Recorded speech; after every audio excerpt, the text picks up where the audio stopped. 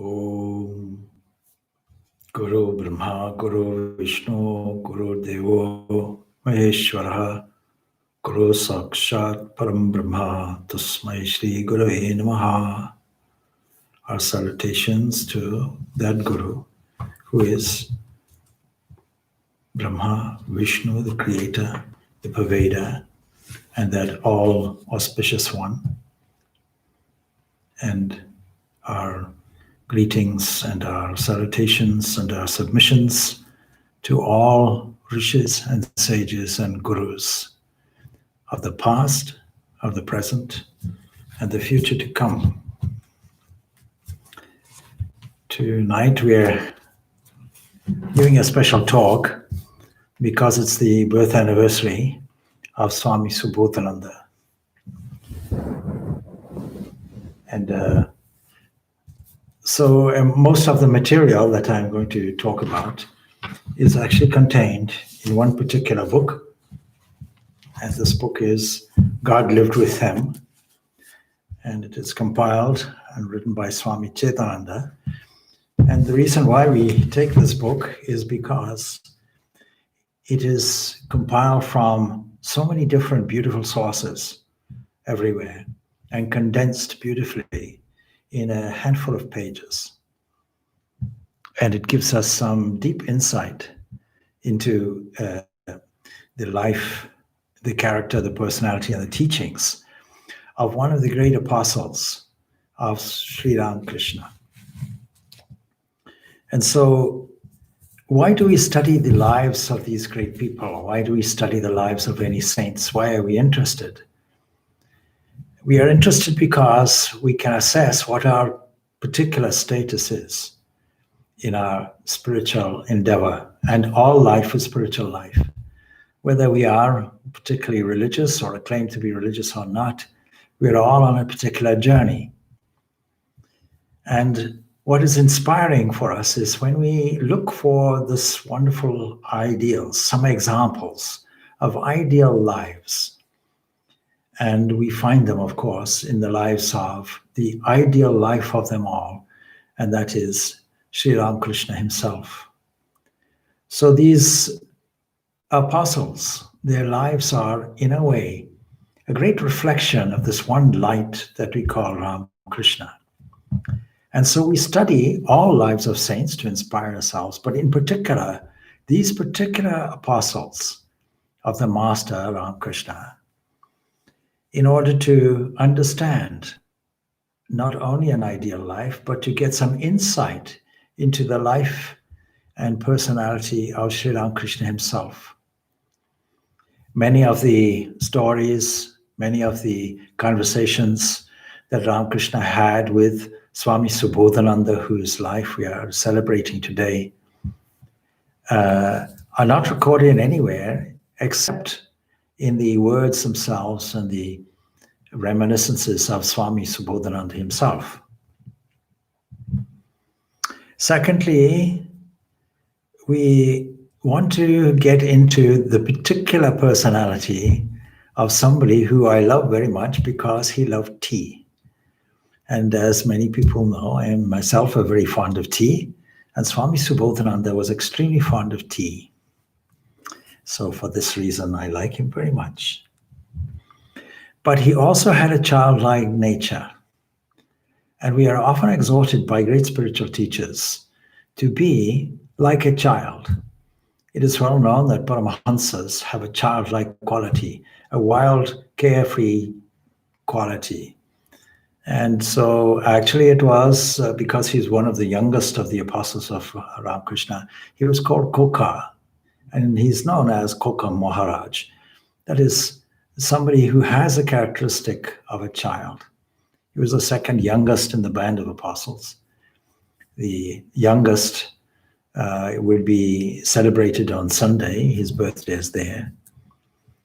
And then there's another reason why we should study, and that is so that we can see the quality of the collected material that is gathered on the lives of these beings, because it gives us the opportunity to review much more comprehensively than this talk will allow, the lives and particularly the teachings of these great, great people, these remarkable people actually. So in this talk, I'm following the whole layout of this book.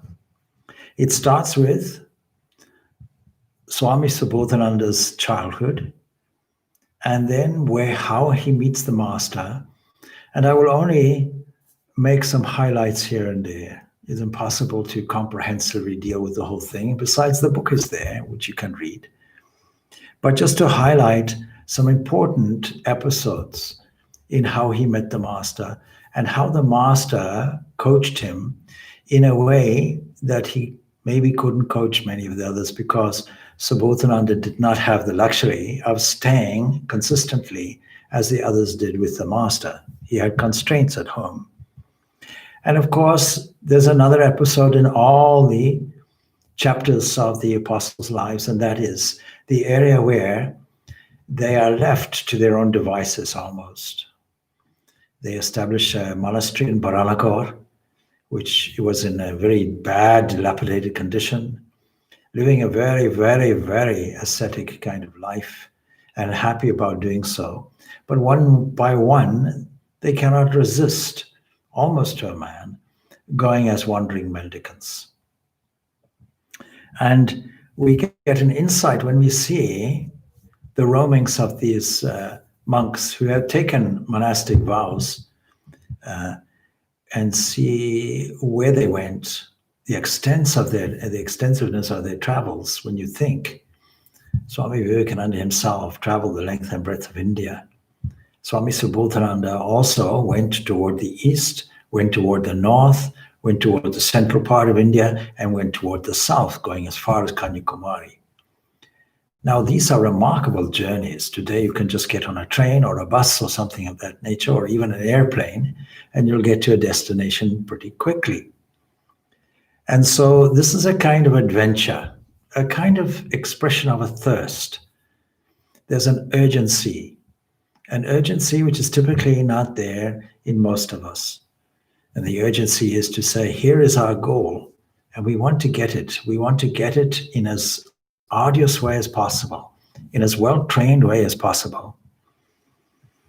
And then the other episode, of course, in all these apostles' lives is when Swami Vivekananda comes with a new mission, a new vision for the monastic band of brothers. And he lays it out. And so how Swami Vivekananda, with a sense of humor, binds his monastic brothers and gives them this new vision. You had your time in wandering here and there, that's okay. You're now well cooked people. Not only have you had the grace and blessings of an extraordinary, unique master, but you have also experienced in different circumstances faith and grace in your tapasya and your wanderings and your travels.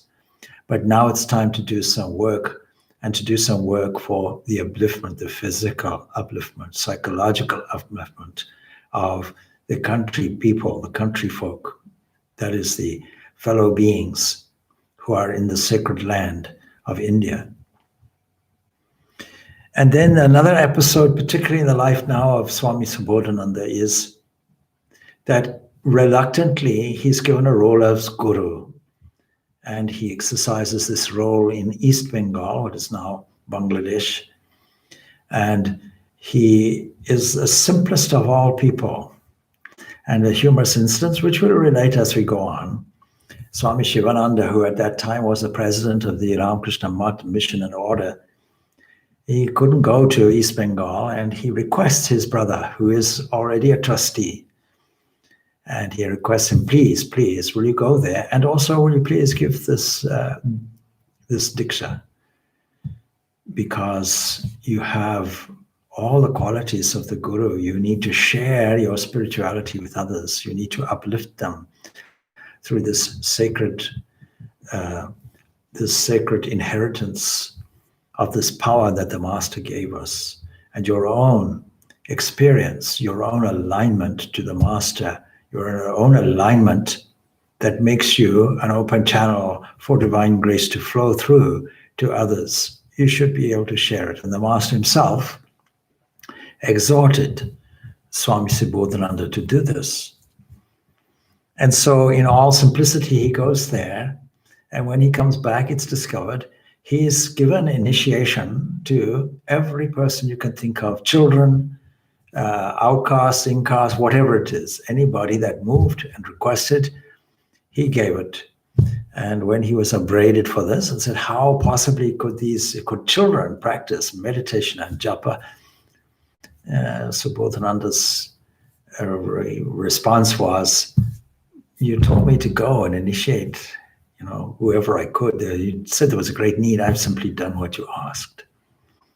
And of course, there's a faith in that. Sri Ramakrishna will look after it. It was the impulse that came from him, and the result will all come out well. So, Koko Maharaj is an extremely good example of a reliance on faith, taking refuge in the divine, taking refuge in God. And also, on the one hand, having a simple childlike attitude. One unique thing in the life of Koko Maharaj is he is one of the two apostles of Sri Ramakrishna, direct disciples of Ramakrishna, that can be seen on film. Swami Shivananda Mahapurush Maharaj is seen in an old hand-driven camera and walking, and with a whole procession of monks behind him. And there, next to him, is Swami Subhodananda. So we have this unique privilege of seeing these two great, great souls on film. And then following the whole text and structure of this book, his life at Belumat, and finally the end, that is, how does a person die? When we look at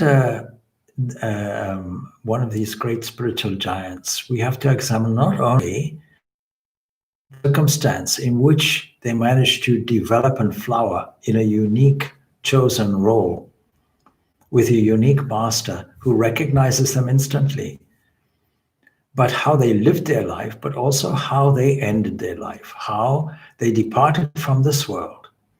And all of us have to face this thing called death. And can we learn lessons from it? So the whole of this talk is about what lessons can we learn from this sacred life.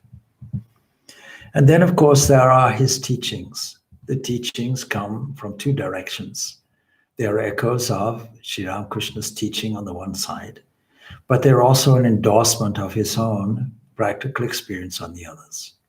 So let us take our journey now into the life and teachings of Koko Maharaj, Swami Subhodananda. I mentioned first of all, that he was a calm, simple, sweet person, even in his childhood, but he also had an individuality about him. He was outspoken.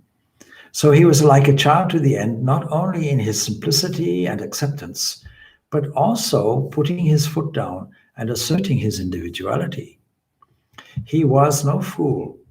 As a student, he was very gifted in mathematics, but he wasn't at one point very interested in his studies. He tried to pick his studies up once the master left this earthly existence, but every time he picked a book up, he saw the master's face, and the call of renunciation beckoned him in a different direction. One thing that as a child, and we should mention that he was born, in November, of course, in 1867. The youngest of the group was born in 1868, that is Swami Vijnananda, whose birthday we celebrate on Sunday. But he had this sweet nature, intelligent nature, but like any child and like any human, he had some psychological fears too. He had a fear of boats. It wasn't so much the boats, he had a fear of water because he couldn't swim. And he had a fear of the dark. And in an interesting episode in his childhood, his mother hears a whole lot of noise coming from the children. and she puts a cloth over her head and comes in, making spooky noises, comes in disguised as a ghost, and frightens the children. But once Koka understands, once Subodh is his name, understands, oh, it's my mother dressed like this, one fear is gone. The fear of ghosts, the fear of the dark, and so on is gone. And so there's a lesson in that, because all of this will be, what lessons will we learn from each one of these episodes in Subodh's life? We can overcome the fear once we see the truth hidden behind what is there. Most fears, in fact, all fears are irrational. When we reason them out, the fear is gone. When we come face to face with the source of the fear, the monster that becomes fearful to us dissolves and walks away like a cartoon character. All that fear is gone. But here's the important background. The important background is, and it's important for our own children who are being brought up today, particularly in a day where there's great diversity of technology. Recently, I stayed in a devotee's house, and there was a grandchild there, and the grandchild was immediately interested in anything that had flashing lights or made a noise. And he came back to the same toys over and over again, 2-year-old, and was captivated by all of these things, all of these toys. And I reflected, of course, in my own childhood, we never had any of these diversions. We never had any of these toys. Now we can think of them as diversions, or we can think of them as mechanisms to captivate our attention and increase our concentration. But how should we prepare a child's mind for a future life? And so it's remarkable that in his childhood, he would have studied the Bhagavatam. He would have heard stories from his mother about that, stories from there, and that became a lifelong interest in that book. And also, of course, the Ramayana, the Mahabharata, all the great epics, and also books on holy lives. And just as we are studying a holy life, he was also looking at that and was captivated by it. So he knew at a very young age that he was interested in a dedicated life of some kind. And so he avoided marriage. When he was in his 8th class, the idea was suggested that he should go and marry. And so he should pass his exams well, and having passed his exams, then he should marry. And he deliberately tried to fail his exams and deliberately made his studies poor and tardy and so on. And part of that was his encounter with the master. Already he had read some sayings published in Sri Ramakrishna's own lifetime in 1884, sayings by Suresh Chandra Datta. And these were compiled, and he was hugely impressed by them. So 1 year later, from the origin of this small book, he managed to meet his master, Ramakrishna, in 1885. He went there with a friend, a neighbor actually, Kshirod Chandra Mitra. And Subodh came from a very wealthy family, and he also came from a distinguished lineage, because his grandfather, Shankar Ghosh, or his descendant there, had revived and maybe even originated a very famous Kali temple. And the Kali temple was dedicated to Siddheshwari, the goddess, Kali in that form. And remarkably, Sri Ramakrishna, in his early visits to Kolkata, he stayed nearby there and used to visit that temple. And as soon as Subodh comes with his friend and meets Ramakrishna, Subodh shyly standing outside, not knowing what is the protocol, he says to his friend, "You go in first, because I don't know. I've never met any holy man like this. And he thought that a Paramahansa should be something like a magician. But how to greet the person, how to talk to the person was completely unknown to him. So he sends his neighbor friend in first. And then, of course, Ramakrishna notices him at the door, and he says, "Who is this gentleman standing at the door?" And he calls him in, "Come on." Immediately he recognizes him. In this way, he says, aren't you the relative of Shankar Ghosh? And then he said, Subodh is surprised, how did you even know this? And so that was his first encounter. And then Ramakrishna tells him directly, you belong to this place. And with typical individuality, Subodh says, well, you might say that, but if that's the case, why didn't you call me before? And Ramakrishna's reply, of course, was that everything happens in its due course and so on and so forth, and everything happens at the right time. And then, how did you come to know me? Oh, I read this book, You're Famous, says Subodh. Your sayings are there, you're well known. And now see what Ramakrishna has to say. Because these encounters, we learn as much about Ramakrishna as we do about Subodh. And he says, with all humility, and I'll read from the book here what he says.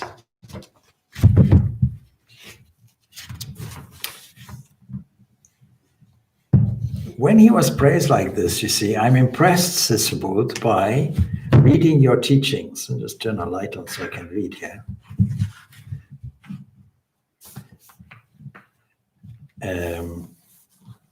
And of course, there has been an exchange prior to that, because Ramakrishna immediately takes a shine to him and says, come and sit on this bed where I'm sitting on.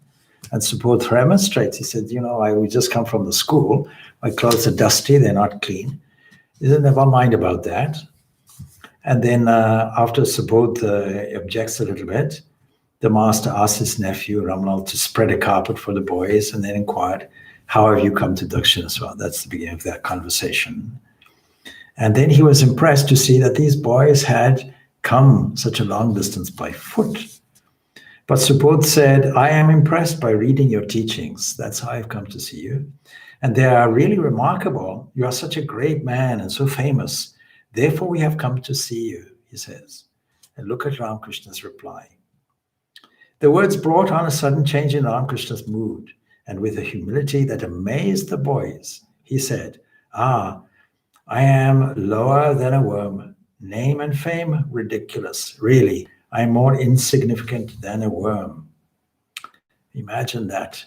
And after a while, the master said to Subodh, Mother sends here those who will receive her grace. This is, of course, true of every spiritual aspirant, that they come to a place that is conducive to their spiritual awakening when the timing is right and when they are called to receive her grace, means when they're ready. Same thing, of course, in meeting a teacher, there has to be a readiness on the one side of the recipient, and there has to be a willingness or a recognition of the right timing for the grace to flow on the other side. And thus is developed a Guru-Shishya relationship. Then he asks him, please come Tuesdays and Saturdays, along with his friend. And Subodh agreed. Ultimately, although he objects because he says it's very difficult to get away from the home on those days. Never mind. Can I come on another day? And Ramakrishna says, well, not really, because what I've said. See, and I can't go back on what I have said. Again, there's an insight into Ramakrishna himself. And so Subodh eventually agrees, and with great difficulty manages to come along. And then, will you take a boat? Will you take a carriage? You walked a long way, you can't walk back. And here comes the individuality and independent spirit of Subodh. He says, no, we will walk. He makes that deterministic statement. We will walk. And besides, you see, I can't take a boat. I'm afraid of the water. See, that's one of his fears. I can't swim. So this was her first encounter, and remarkably, it wasn't long before Ramakrishna gave him Diksha in a very odd way, as Ramakrishna used to do. He took his friend out. He went on one of the busy days. Room was packed, and that is Ramakrishna, walks out of the room and takes the boys up the steps to the Shiva temple, makes them sit, makes them open their shirts, and then he traces a line up their bodies, up, writes something on the tongue, a mantra, and in Subodh's case, he feels this surge of energy. He feels this awakening. His friend doesn't feel it. And Ramakrishna says, never mind, in time to come, you'll feel it. So this was the specialness of Subodh. He was responsive to Ramakrishna's distribution of grace. So don't forget, Subodh at this point is only 17 years of age.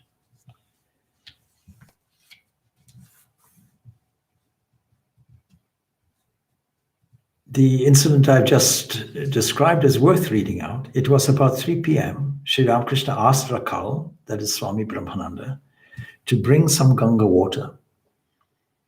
And with this, he washed his hands. He then took the boys to the stairs leading to the Shiva temples at the south of his room. He sat cross-legged on the floor and asked the boys to sit down also. He then bade them unbutton their shirts and stick out their tongues, and stroked his body, that is Subodh's body, from the navel to the throat.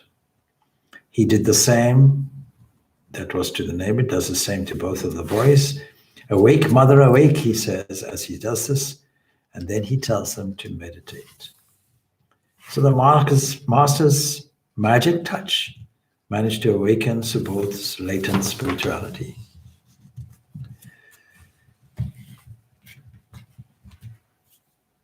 Now, because Subodh cannot come on a regular basis, the master knows that he lives very close to Mahendranath Gupta's place, and he says, go and see him and have conversations with him.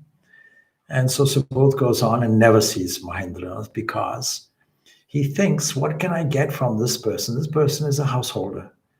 And Ramakrishna is a renunciant. What will I get from a householder? But then you see, when he visits, Ramakrishna asks him, did you go and see this Mahendranath? No. And he blurts out why he didn't go. No.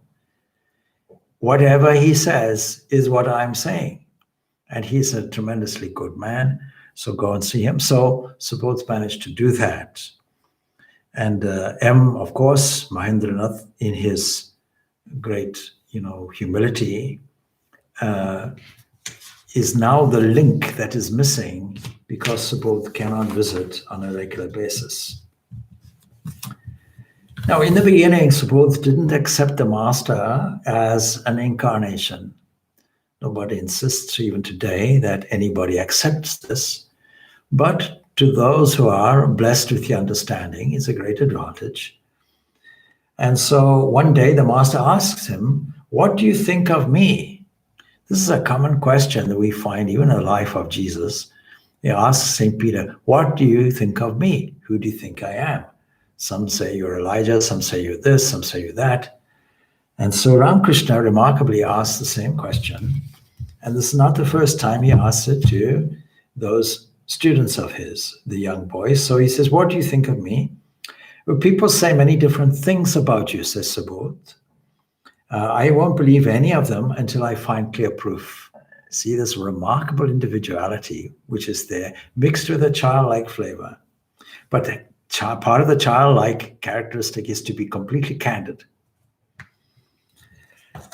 So the master says, very well, as money changer checks a coin, likewise accept me after testing. What a remarkable teacher this is.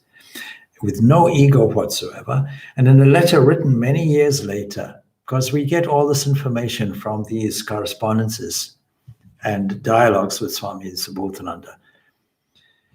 And he said of Sri Ramakrishna and Holy Mother, if they don't want to reveal themselves, who can recognize them? And as he grew closer and closer to the Master, his conviction in Sri Ramakrishna's divinity gradually gained strength.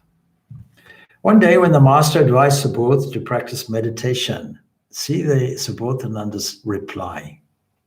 He says, well, sir, I won't be able to do that. If I have to practice meditation, why should I come to you? He's coming to the Master, sitting there by the very light itself. Why should I go and look for the light somewhere else, is what he's saying. I may as well go to some other guru. Understanding his inner feeling, the Master said, all right, you'll not have to practice meditation, but think of me in the morning and the evening, this twice long period. And he did this even at the hour of his death, thinking of Sri Ramakrishna in a dedicated way, at least this twice, in a greatly intense way, twice daily, morning and evening. This is a lesson for all of us because it's the minimum requirement that is often issued by a teacher to us. What should we do? What spiritual practice, dedicated spiritual practice should we do? And we're told minimum, at least, do sandhya or some spiritual practice, meditation, japa, etc., at least morning and evening. The confluence of night and day, at least twice. It wasn't easy, of course, to live with Sri Ramakrishna because Sri Ramakrishna was not just a renunciant, but he was a careful renunciation. His room was simple belongings, everything had its place.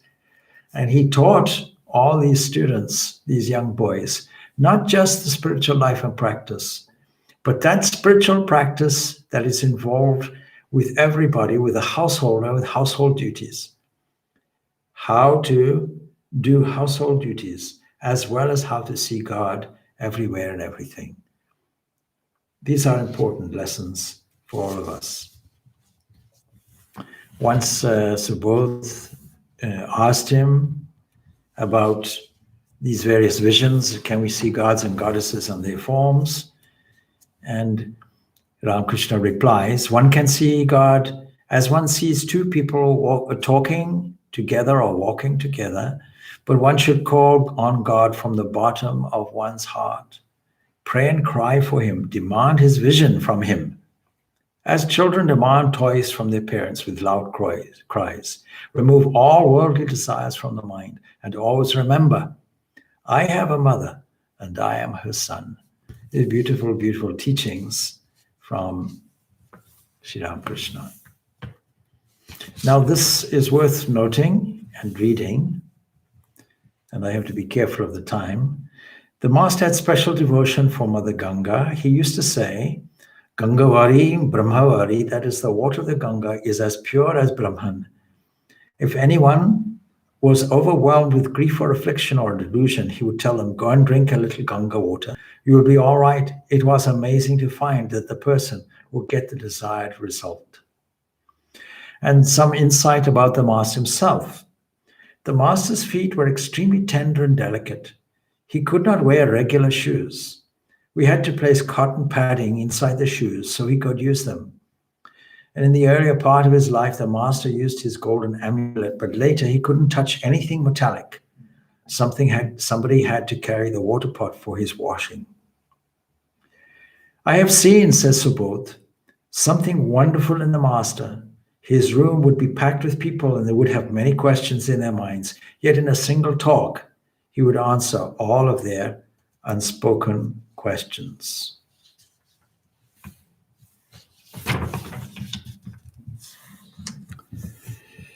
Now, Ramakrishna, of course, would freely talk to his disciples about the struggles and experiences of their spiritual journey. And he saw the Divine Mother in all women, and this is something Subodh we find in his own teachings. And so he says, Once the master said to Subodh, during my spiritual practice, my sadhana, I was in a garden intoxicated state. One day, while I was picking grass, sitting under the Panchavati in Dakshinaswar, a beautiful young woman came and stood behind me, trying to draw my attention. I was unaware of her presence, and after waiting for a long time, she felt neglected and said to me, "Hello, Sadhu. I have been standing behind you for a long time. Neither did you look at me nor talk to me. I have visited many ashrams. Wherever I went, everyone eagerly talked to me or asked me to stay in the ashram. You are a wonderful, detached monk. You didn't look at me even once." And Subodh learned a lesson, and he told this incident later to Mahendraland.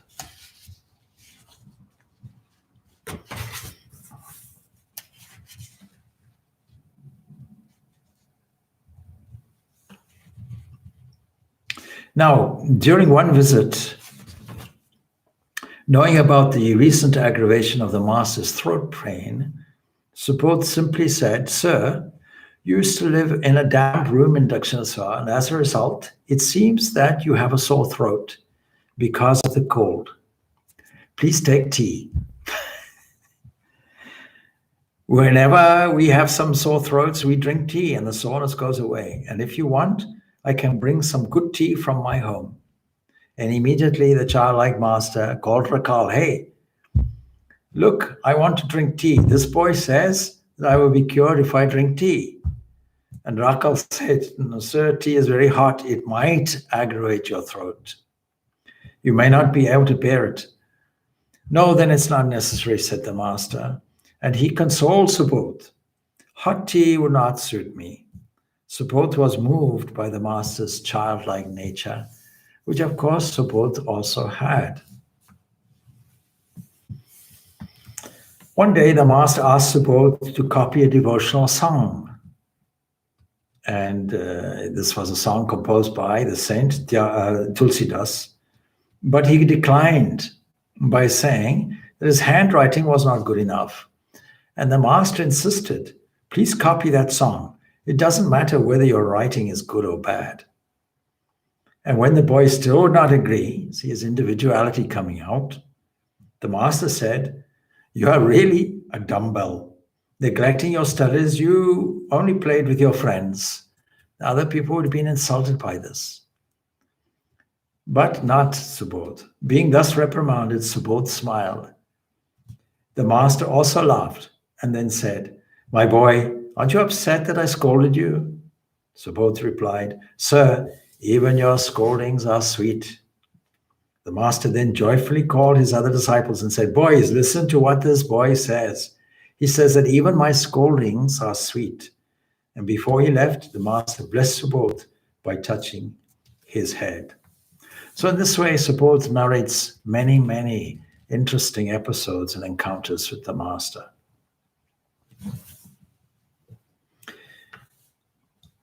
Once more incident, Subodh narrated the following incident about Sri Ramakrishna's last illness. It was extremely difficult for the master to talk. One day I said to him, "Sir, if you wish, you can get well. Please cure yourself." The master then asked me, "Do you really believe that?" "Yes, I do believe that," I replied. "What you have said is true," the master said.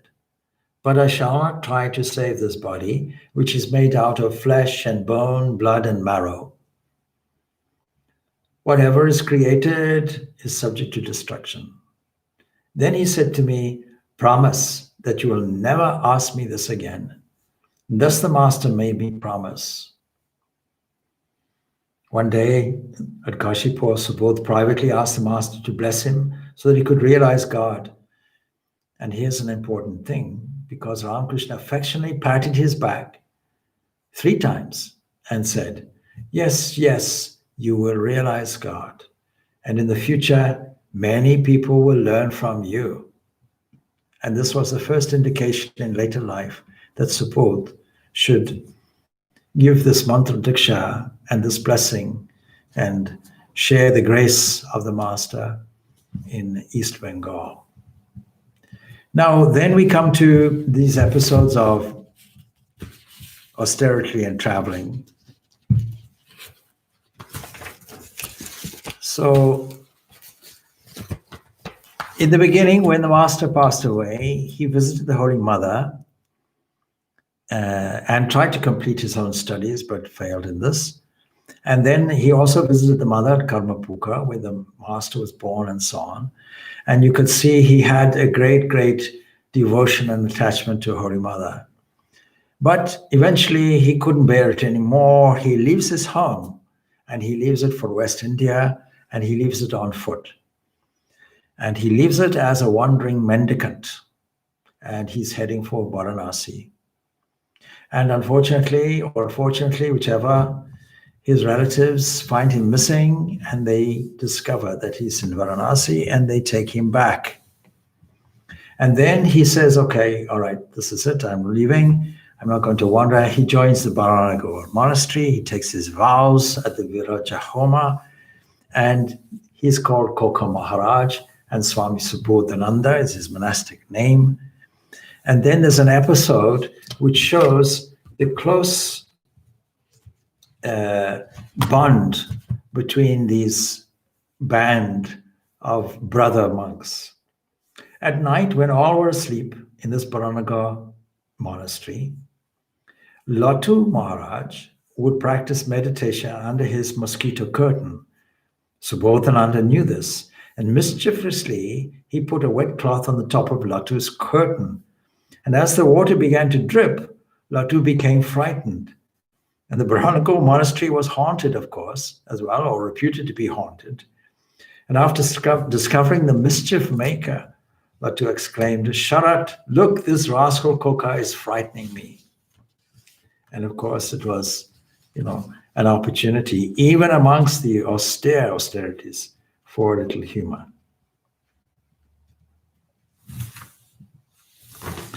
Then we see a vast period of pilgrimage. In 1889, he goes off with Swami Brahmananda, Rakal Maharaj or Raj Maharaj to Varanasi again for tapas, and great austerities they both did there in that place. And then they go to central India, they go to Mumbai, they go to Dwarka, they go to Pushkar, among other places. That's all, and they go to, all in the west of India, and finally come to Vrindavan by 1890. And there he takes tea every day.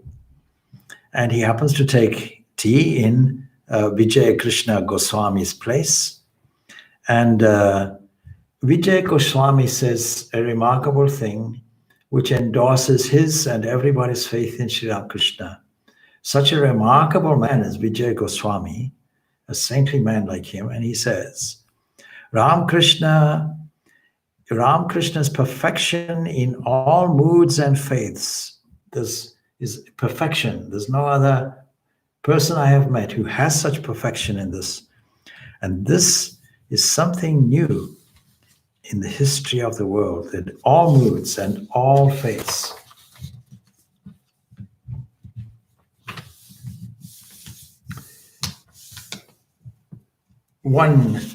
A few incidents that can be related, because amongst his travels, he is there in Hardwar. He's visited Kedarnath and Badrinath, and he puts it like this. He says, I had been suffering from fever for 2 months. I was so weak that I could not lift my water pot to pour water into my mouth. One night, when I went to the water pot to quench my thirst, I fell down on the floor unconscious. And when I regained consciousness, my feelings were hurt and I cried, Master, I am suffering terribly. There is none to look after me. You didn't give me sufficient strength even to drink a glass of water by myself. Thinking thus, I fell asleep. Then I saw in a dream or vision. We've done dream interpretation, and one question people ask about is, what is the value of dream interpretation? But dreams and visions, dreams can be visions. They can be visionary episodes. The master stroking my body with his hand, and he said, why are you anxious? Don't you see I'm always near you? What do you want? You want attendance? Do you want money? And I replied, I don't want either of those things. I can't avoid disease as long as I have a body. May I never forget you. That's all I want. Be with me wherever I go. And early in the morning, I heard a voice from outside. Swami, please open the door. I got up, he says. I opened the door, and a young monk told me, please tell me what you need. I shall beg food for you. And I said to him, I don't want anything. And when I asked how he knew about me, he said that he had arrived there a couple of days earlier to perform a religious rite at the Brahmakunda. And the previous night, Mother Durga had appeared to him in a vision and said, you will get more virtue by serving the sick monk in this cottage than by performing this religious rite. So early in the morning, I came to my cottage and realized that his vision was true. Tears trickled from my eyes. I controlled myself and asked the young monk to let me live alone. On the same day, another monk received 50 rupees by money order. He came to me and said, you are suffering from fever. You need food and medicine. Please use this money. I even declined his offer. And early the next morning, the young monk came again and told me that at night, Mother Durga had exhorted him to serve me as before. Then I told him politely that I really didn't need any service and that perhaps Mother Durga had asked him to serve someone else. The young monk left. Then I prayed to the master, please don't tempt me anymore. I'm glad that you have crushed my peak. The young monk also came on the third day, but never again. What faith, what amazing and immense faith. And there are many impressive episodes like this. Time doesn't permit us to relate all of them. Well, just one small one that I relate. Once Subhodananda was passing through, with two I will briefly relate because they are worth relating. So one was that he was sleeping under a banyan tree at night. And this was in Bihar now. And after a while, he had a dream. And he saw an old woman telling him, you get up because of all your snakes are underneath you. There are many holes, and they're unable to get out of their holes because you're sleeping on the top. So go forward a little, please, and you'll find a police station. And you can spend the night there. Will they allow me to stay? I asked. And I asked her, yes, she said, yes, they will allow you to sleep there. And when you knock at their door, they will ask, who are you? And you say to them, I am a mendicant, I am a wandering sadhu. And I awoke, and according to this instruction of the old woman, I got shelter in the veranda of the police station. And the next morning I went to check the ground under the banyan tree and found many, many holes. And the local people told me that the place was infested with cobras. Someone asked the Swami, who was that woman? And after a brief silence, Swami Subhodananda said, it was the Divine Mother. So if you read these episodes, of course, they are very inspiring and tell us that we should have complete faith. The essence of renunciation is to go with nothing, to go out with nothing. I once told a group of people in Zimbabwe this. I said, if you don't believe me, try it yourself. Go out with nothing. Just walk and then see. And if you have faith that God will supply everything to you, it'll come to you.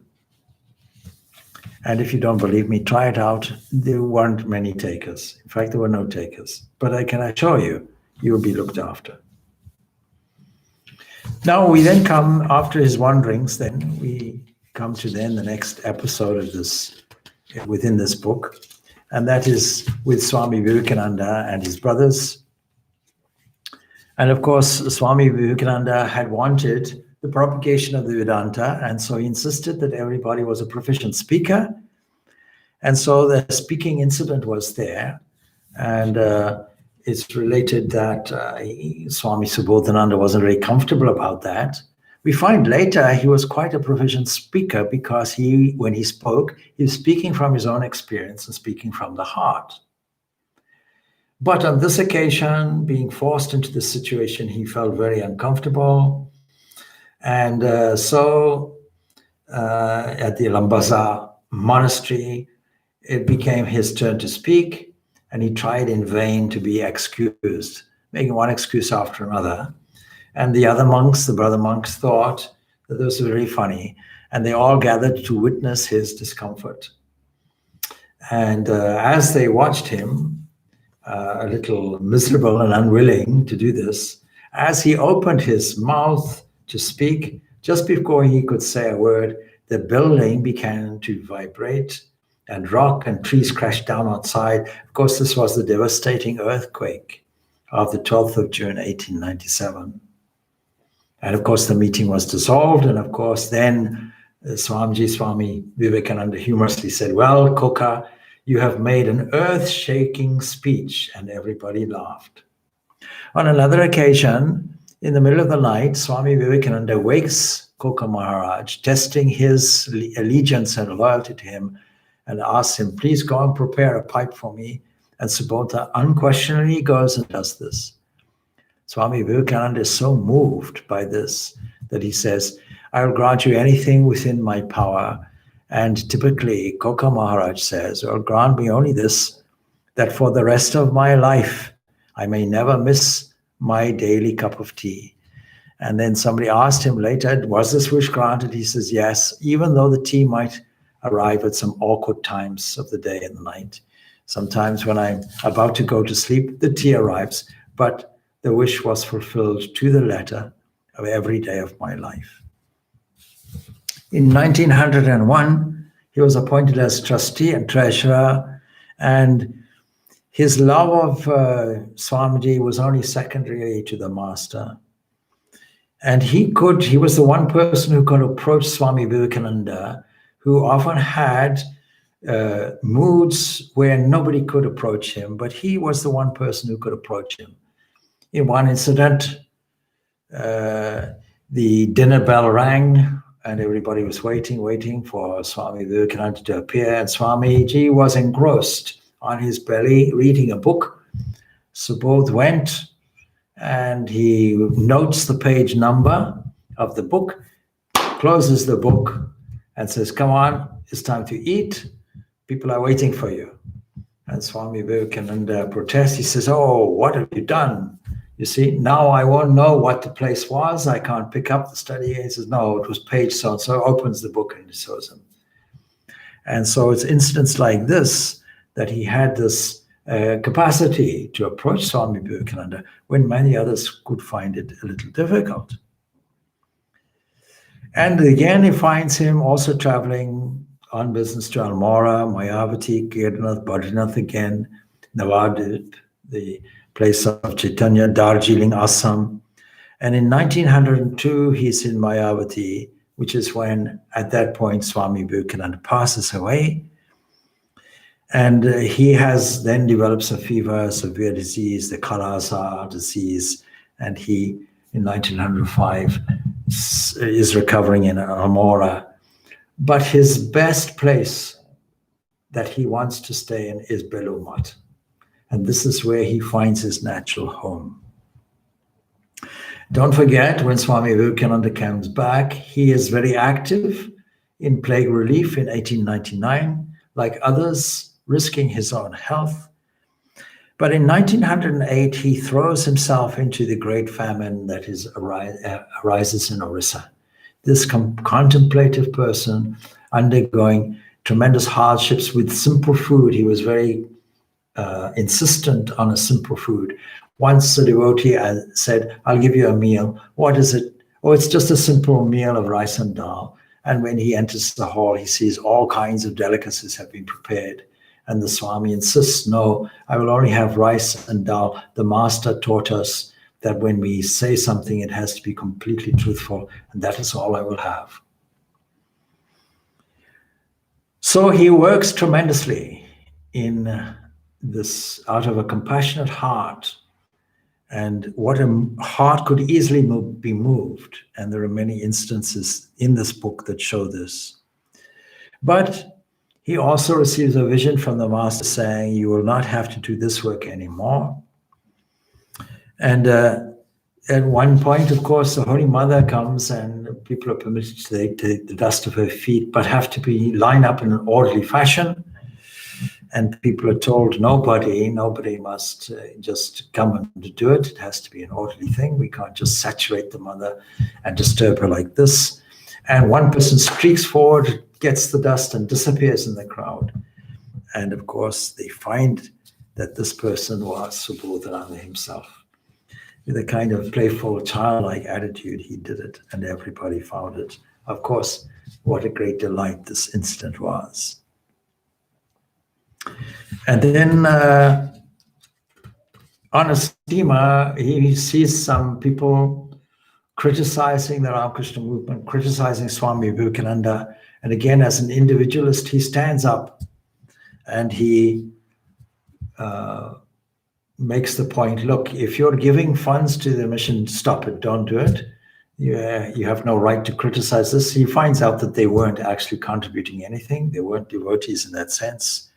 Because if you criticize Swamiji, you're criticizing Shiva himself, because the master himself had said that this is Shiva. When anybody spoke against Vivekananda, then what the master would bring Ganga water, wash their feet and say, now I absolve you because you have just insulted Shiva himself.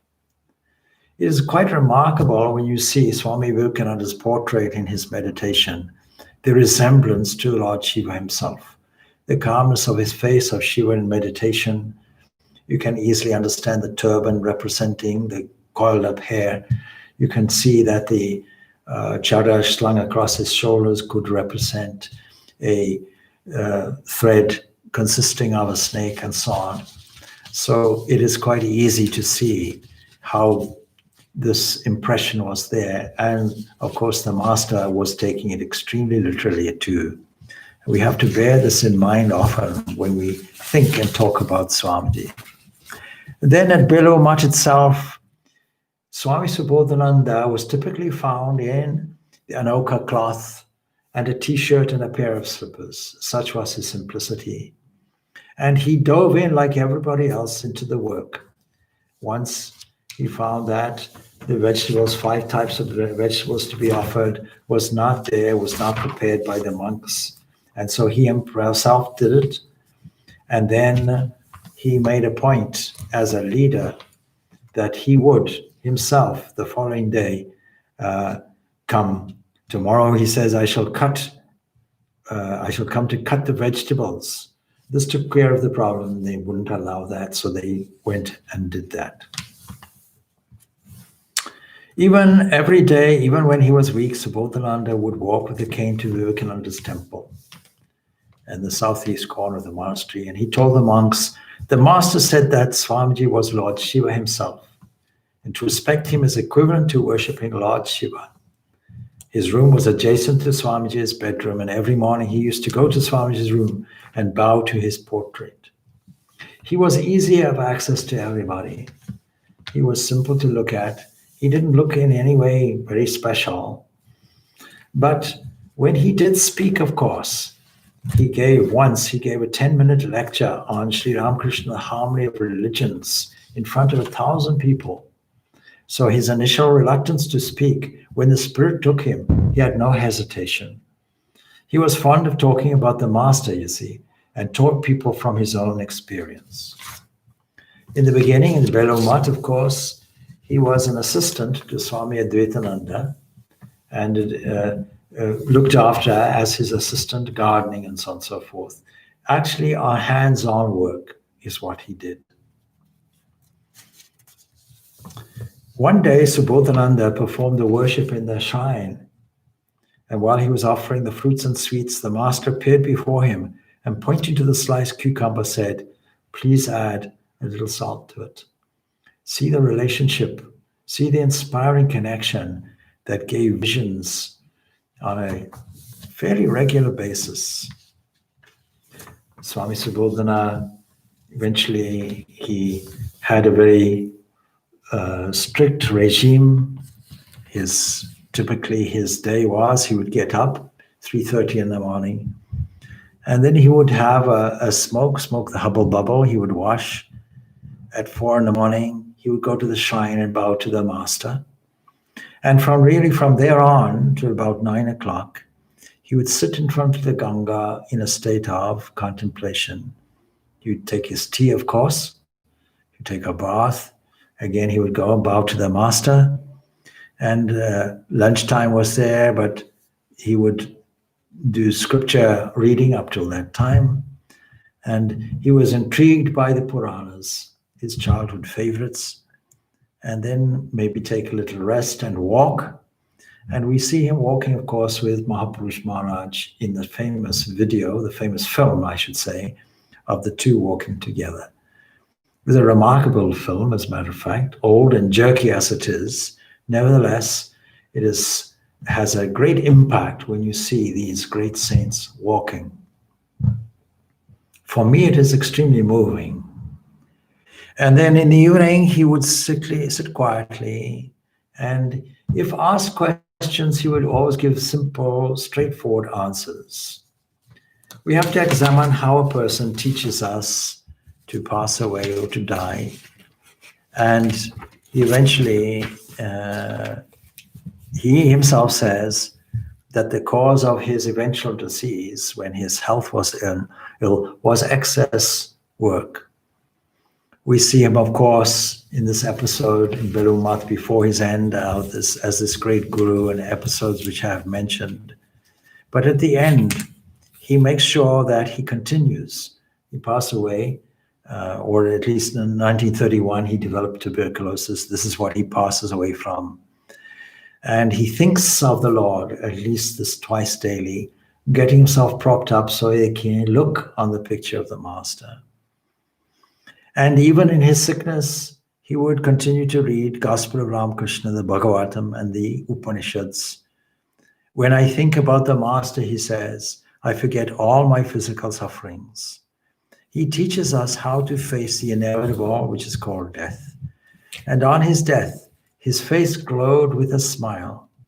And he says, I shall go to the Master joyfully. One day, in the midst of his sickness, Subhodananda asked the visiting doctor, have you seen that boy? How is he? Now, of course, neither the doctor nor the monks knew who he was talking about. But then Subhodananda said, I mean that Koka who lives in the adjacent room. He's truly a child. He doesn't know how to take care of himself. Please check him carefully and arrange for proper medicine and diet. At that point, of course, Koka Maharaj was then 61. Subhodananda was fully conscious toward his end and cheerful until the last. And one morning when Swami Shuddhananda came to pay his respects to him, the Swami asked, Sudhir, how are you?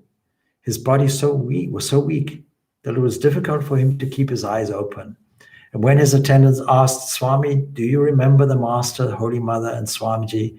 Subhodananda replied, yes, I remember them all distinctly. An hour before his death, he looked intently at the picture of Sri Ramakrishna, and then suddenly his face glowed with a smile. And a monk asked, Swami, can you see the Master? He nodded his head. Then his eyeballs turned from left to right, as if he was searching for someone. Again he smiled and passed away eventually at 3:05 p.m. on Friday, 2nd December 1932. And the monks chanted Jai Shri Ramakrishna, chanted Vedic mantras, decorated his body with flowers and sandal paste, and carried it to the burning ghat at Belumat near the Ganga, where of course it was cremated with sandalwood ghee and perfume. The night before he passed away, it's worth mentioning, Swami Subhodananda had said, my last prayer is that the blessings of the Master be always on the order. And then surrendering himself completely to Sri Ramakrishna, he conquered death. On his deathbed, he would often say, it doesn't matter if this body dies, I shall go to the Master joyfully, and he did. Swami Subhodananda remained the same joyful little boy throughout his whole life, and the ideal model of the divine child of Sri Ramakrishna. We haven't really touched specifically his teachings, but I will extend the time just briefly to give you a glimpse into some of the things that he teaches us.